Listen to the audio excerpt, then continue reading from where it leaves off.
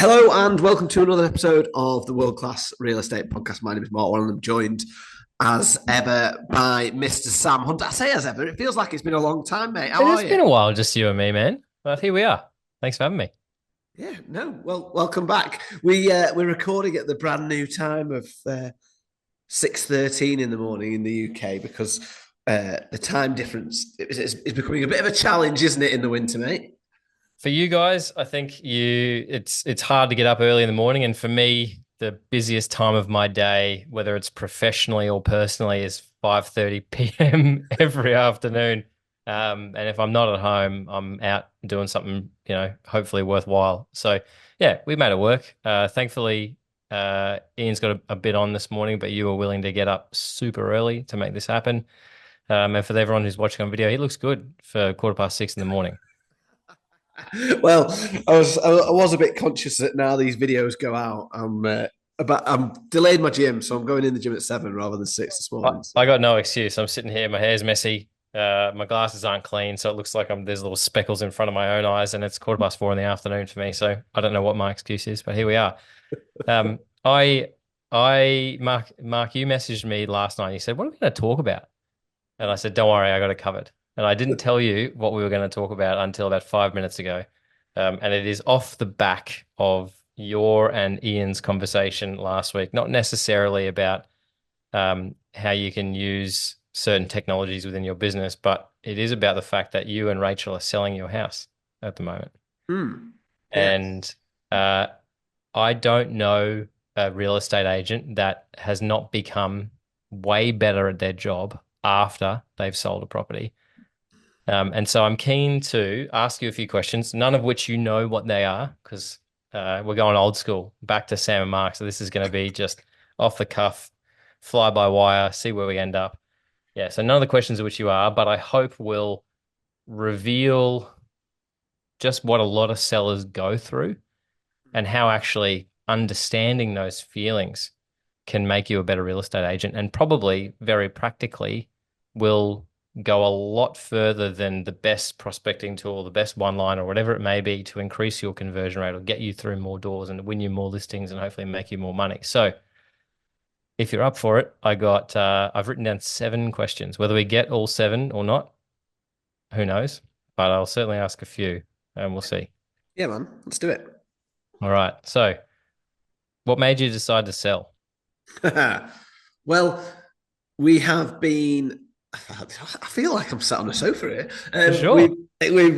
We've been talking about it for quite a while. We need more room, basically, at home. Yeah. Boys are 6 and 10 now, and they probably need a bit of a bigger garden. Zach keeps kicking the football over to the neighbours, that sort of thing. So practically, it was on the radar, but probably next year. And then we did that classic thing of ignoring our own advice, I think, and saw a house, and I was like, we'd just taken some photos in the dining room because we were changing something in there, and I said, let's just get the photos just in case we want to use this photo instead. So we'd taken a photo of the dining room maybe a week before or a few days before.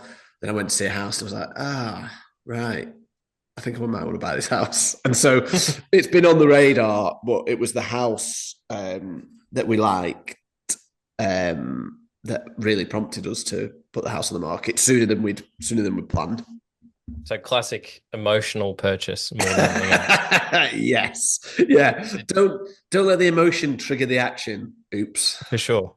Did you feel rushed getting on the market Yeah. Yes. because you've got something to lose or the perception of something to lose? Yeah, it's and that was having like started thinking about it a long time ago. It wasn't just we saw the house and made the snap decision. We were always putting the house on the market, but Hmm. in spring rather than in The November. depths of winter, Yeah. pre-Christmas winter market. Have you got a Christmas tree in any of your marketing photos? No, no, no, not yet. I mean, it's the 19th of November. I've seen people started putting the trees up Hey, on. mine's up. Is it really? Yeah, man. I'm like that. I used to be the biggest Grinch, and now I'm the anti-Grinch. Yeah, that's what kids do to you, you see? 100%. They soften you up, Yeah, little absolutely. bastards. Okay, so you felt a little bit rushed because you had this plan and then you've just effectively brought everything forward because you found something way ahead of schedule. Yes, yeah, exactly. Yeah. How did it feel when you pushed the button and you were finally on right move? Exposed. Rachel said to me, as making a cup of tea, she was like, "I feel so exposed," um, and that was her take on it. Mine, I think when I pushed the button, I think mine was probably more excitement than feeling exposed. But she definitely felt like life's on show. This is us, sort of thing. And yeah, I think that feeling of feeling exposed and everything being on show probably came as a little surprise because Rachel's in the industry as well, so she knows Mm, what's involved. But I think that probably built the pressure a little bit for her, and not initially for me, but you know, I'm sure we'll come to the next sort of feelings. But yeah, pressure followed fairly soon for after. sure. And that's actually my next question, right? Is how often are you guys thinking about the sale, like getting the sale, agreeing an offer? Yeah, pretty regularly. I suppose pretty regularly more regularly in the first week than we are now. We've just been away for a few days, and whilst we talked about moving, we didn't talk about like it happening imminently. Mm, Um, Although I've just said to you off air, today's the day when I'm going to sell my house. We've got a viewing today, so yeah, we. It's a funny thing because day one it was probably every hour. Day seven probably every couple of times a day, and now mm. probably once a day. If that. So yeah, it's funny how time can lessen the emotion, but certainly in the early days, it was a conversation like every hour. Why has no one rang up to view it yet? Why is none of the matching that we've done worked? Why is everyone ignoring us? Mm. That was literally dominated our thinking for about a week. I think I'm making a few notes and I'm going to get through the questions and then maybe we come back and actually have a podcast about what real estate agents can learn from this so that you feel less on the spot. But I'll say thank you from me and from everybody listening for being so open about sharing that stuff because selling a house sucks, right? It really does. And everything you're describing is everything every one of your clients, everyone's clients who are listening to this show go through when they're put in this position of selling their house, whether they're prepared or otherwise. And so I think this will go somewhere. Yeah, So yeah, bear with me, yeah. okay? Um, how often do you and Rachel talk about the sale together? Oh, was my last one? How often do I think about it, and how often do we Yeah. talk about it?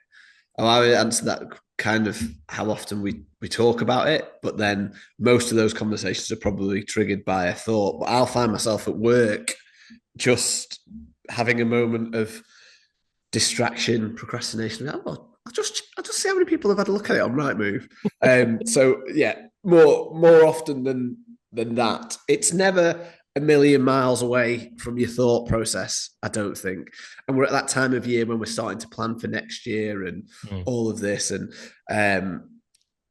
I've we've started to think, right, this is going to be the house for us. This is going to make it happen, and I've tried so hard to not have those thoughts, but it's kind of ingrained in my mind now that we're going to sell the house, we're going to buy this house, and I know there's so many moving parts.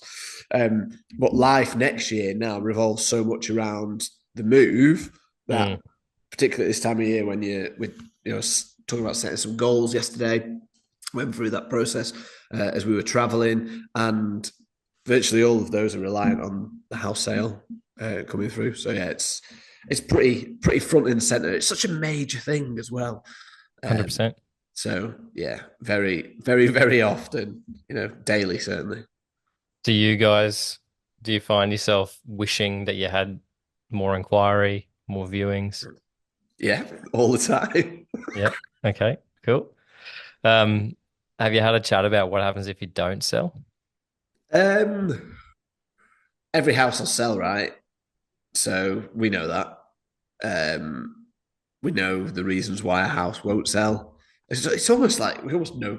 I don't know whether we know too much about the Mm, industry, but yeah, we we just need to know if we can make it work if we have to take less money, basically.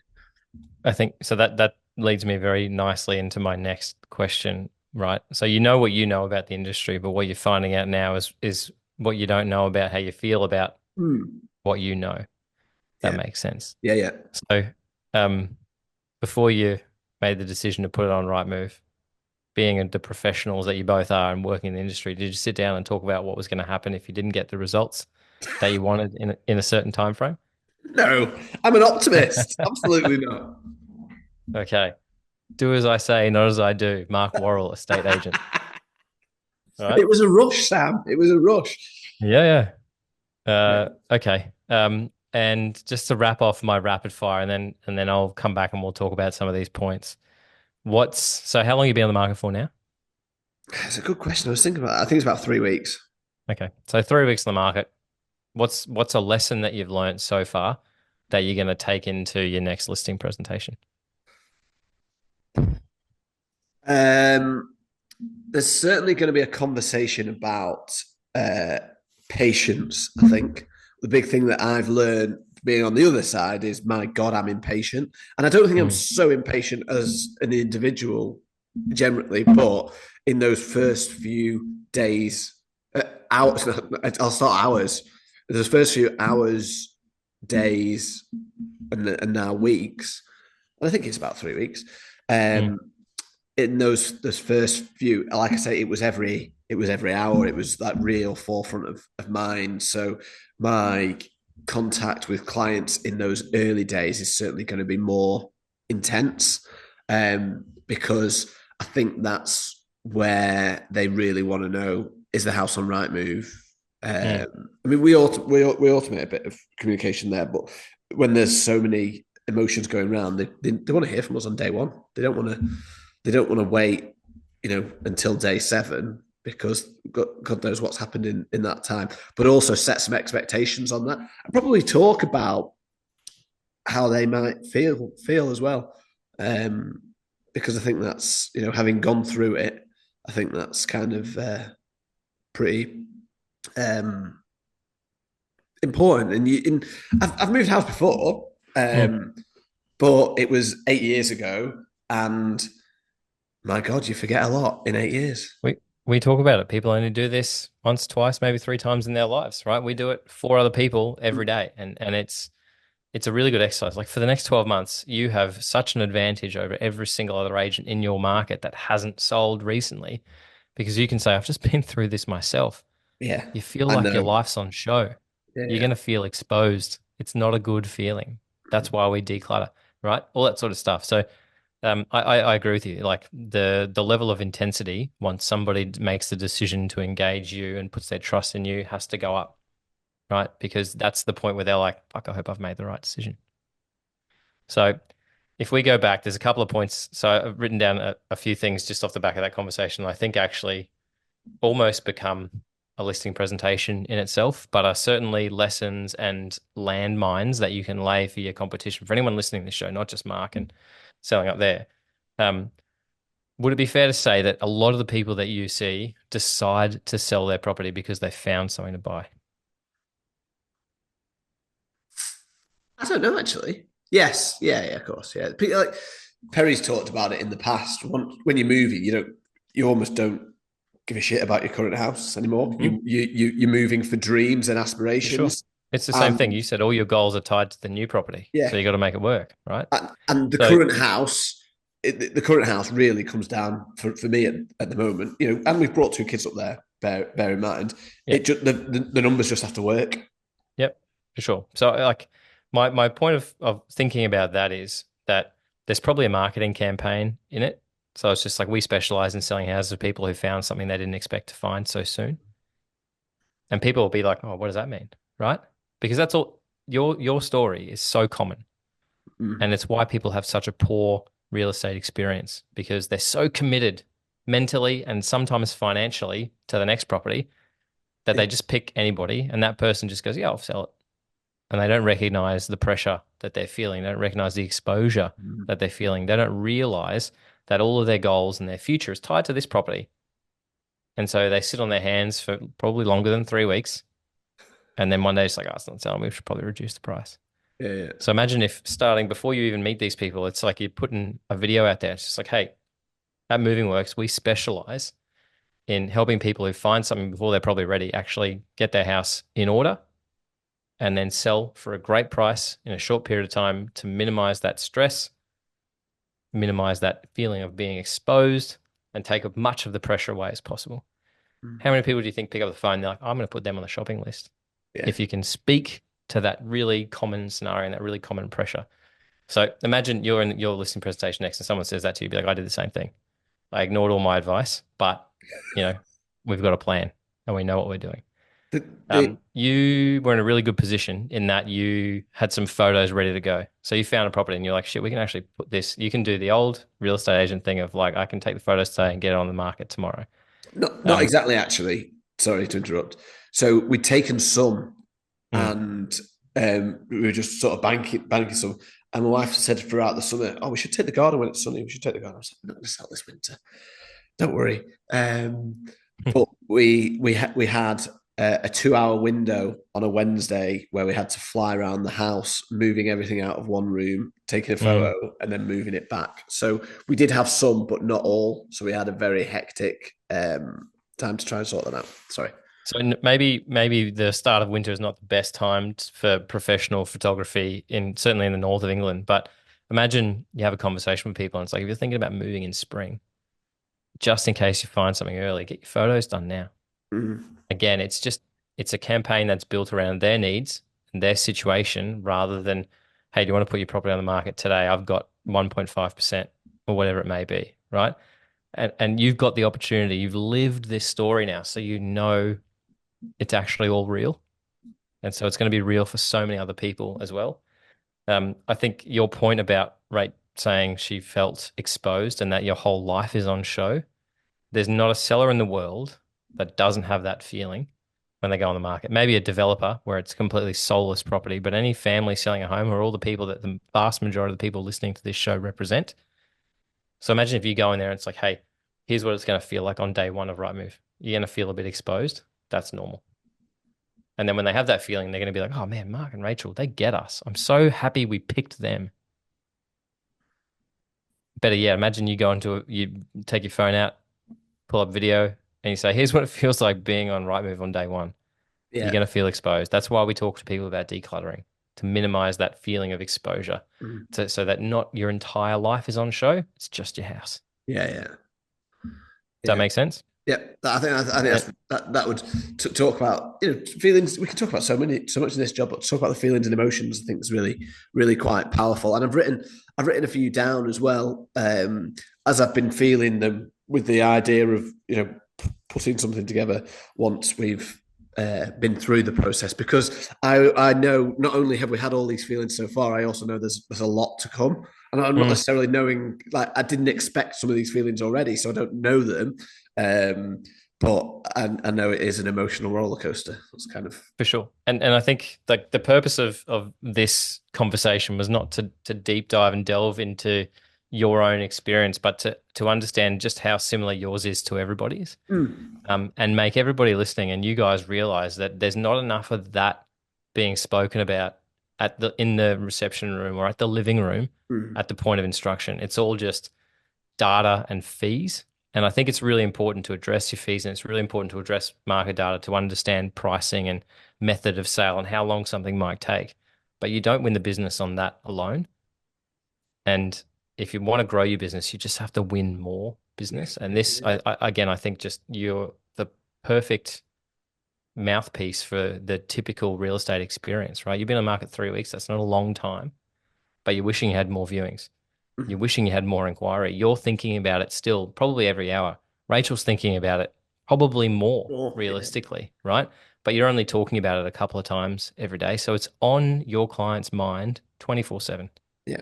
And all we're doing in some cases, and I say that's the collective we, is talking to them every few days to tell them there's been a couple of inquiries or we've booked a viewing. I don't reckon many real estate agents across the UK, really anywhere really, just message their clients saying, "How you feeling?" Mm, You yeah. know, and that makes all the difference during that point there where you said you're feeling the pressure. So, um, I think yeah, your point about increasing the communication and you guys on that first day being like, geez, I wish we had more email inquiry, right? What's the Rightmove viewing numbers like? Now, I don't think clients can go and access and see their own viewing numbers, right? So they don't have the opportunity to do what you're doing, Yeah. but maybe that's a talking point. Where it's like, hey, for the first couple of days, I'm just going to send you all the numbers because I think it's important. And if we're not seeing what we deem as good, we're probably going to change some photos. This is what you can expect from me, whatever it is, right? We'll change some photos, we'll change the copy. But if the numbers are solid, we just need patience, which is your last point, right? Is urging yourself to have patience. But I think the part that we sort of didn't address in those questions was there's not really a plan for week 6. Mm. That makes sense. So it's really, I agree with you entirely that patience is super important to actually allow a real estate agent to do their job. Because the last thing you want is just to nag them all the time, Yeah. because then the communication will actually come down. For any punters listening to this show, I don't think there's many. But if you can say to somebody, it's really important that you be patient, we'll talk about the numbers, we'll understand what good looks like. If it's not good, we'll change it. But here's what happens in week 5, and here's what happens in week 6, and here's what happens in week 8, and agree that plan up front so that there's no reason for them in week 3 to be anything other than patient because they know what's going to happen if the result hasn't presented itself. And they know how hard you guys, the agent, are working in the background. Because I reckon if it gets to 3 more weeks and you and Rach haven't had the conversation around what are we doing about the price, right? Mm. We all know there's only one reason properties don't sell. Uh, it'll be a harder conversation to have and you'll feel even more pressure at that point in time. Yeah. It's we had the patience thing is really Mm, interesting because it was very hard to be patient. Particularly, we talked about 2 prices and we went on at the lower price as well. So we good real felt like we. estate. Sorry. That was good real estate. Yeah, well, that was one where I was like, right, we've got to take our own advice here, Ray. I said, Mm, we talk about pricing being so sensitive at the moment. We've got 2 options. Do we go where we're uncomfortable or do we build in a bit of a buffer? And I said, we're talking to everyone about being uncomfortable on this at the moment. We've got to take our own advice, at least in some part of this process. So that's why we did. The price is then going to, there isn't loads of wiggle room from where we are now, but we know full well what will happen in the Mar. If you know if if we've not got loads of attention, then that's one of the things that we would have to look at. So, but it was very easy to think in that first week where we had nothing, it's like, oh mm. God. And then we've had a bit more. We've got another viewing today. I'm hoping that one of the viewers last week may offer today as well. So today's a big day. I'm going to report back next week. This isn't going to be the last time that we talk about this, I'm sure, but hopefully it's been useful for people to get a bit of understanding of those feelings because everyone moves. But like I say, the thing that surprised me is about maybe I'm more aware of my feelings or it's Mm. different because there's a family, but I don't remember the feelings being quite as intense as they have been. I think it's fair to say, and that is the word with this. This is a major life decision for us, as it is for every client that we work with. And I think if you are going through the process, if you make a note of those feelings that you've got, because you're absolutely right. I've now got a very strong topic of conversation with house movers because I can say, well, actually, my house is on the market at the moment, and this is what I've not Mm. since we've had it on the market. We've not been really busy with Pam, so I've not sat in that many living rooms and had that conversation. But and I thought, do I want to have that conversation? But actually, it'll make a better connection with clients. I think when we're going through that process. For sure. And it buys you that emotional bank account to Mm. then potentially have those hard conversations with good people down the line. Yeah. Yeah, if you're listening to this and you haven't, sold a house recently, call the last person that you completed with and ask them the same questions. What made you hit the market? How'd you feel when you went on Rightmove? How often were you thinking about the sale? How often were you actually talking about it together? Because they're two different things. People think about it all the time, but they might only talk about it once the kids are in bed or something Yes. like that, right? So they only think, oh, the only person's they're fine because they're only thinking about it now. Stress does incredible things to a relationship where you close down instead of open up. And as you talked about, it's a major life decision. With that shit comes a fair amount of stress, Mm. you know. Did you guys wish that you had more communication from us? Did you wish you had more inquiry? Did you wish you had more viewings? Obviously, probably wish you had more offers, but we did pretty well. Again, if they've completed, they're going to be happy with you guys. Yeah, You know, did you guys have a chat before you met me about what happens if you didn't sell? yeah, yeah, And then, did you feel like we had a plan if the result didn't present itself after a certain period of time? Like, good conversation to have, particularly after they've completed and moved and everybody's happy, but you'll learn something. And that everything you learn that's just your listing presentation because the feelings and the circumstance might be entirely different. People might be upgrading, downsizing, divorcing, selling a parent's property, whatever it might be. But as yeah. you said, it's always intense. And I think that's probably a question. I don't know about anyone listening really, but it's probably a question that I've not used enough in the past. That's how are you feeling? And I'll Hmm. often talk about it at the start. How are you feeling about how do you feel about the moving process? We've talked about people feeling anxious about it and all that sort of thing. But actually, throughout the process, how are you feeling is more just than a conversation about price or anything like that. It's actually much deeper than that. And but it will ultimately probably have the result that you want because people are going to talk about the intensity of the feelings and they can take steps throughout that process to change the plan if they so wish, as long as they've got a plan, of course.